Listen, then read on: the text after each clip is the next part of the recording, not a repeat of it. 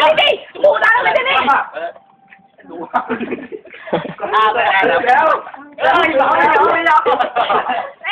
lên đi. Ui mù bèo được lên. Mày hàm một bài chào qua lời chuyện đời mày. Cái gì Chị chả qua gì bên kia. Tao không khai tao mới lấy nó bắt. Có cái khác. Ta không khe hai cái trong những bài mà lùi đi.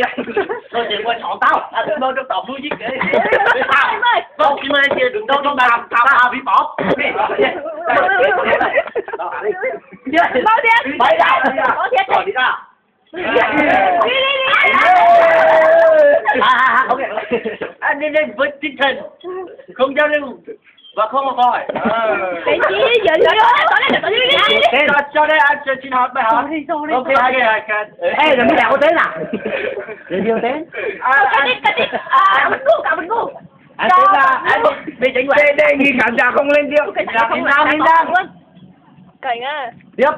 Nói. Tao hả nó mà khả năng phương diện gì. Thôi nhỉ. Thôi mà nữa. Thầy ta đang mua đôi mũ táo ạ. Đi hãy lên đi. Hãy đi. Khỏe Quynh đó, đến đó. Đi. Thôi em còn đi. Thôi, thật bảo đây, tao cho mượn.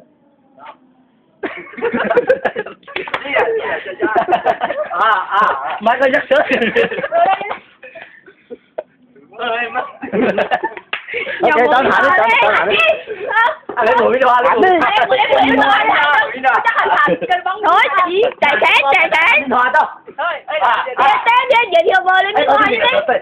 Vâng. Đi ở đây nào. Tất cả mất mũ đi, mũ dữ mấy ạ. Nói à. Thì cái tôi, muốn nói thì ngu. Ngu không phải là cái tôi. Còn cái tôi nó ngu.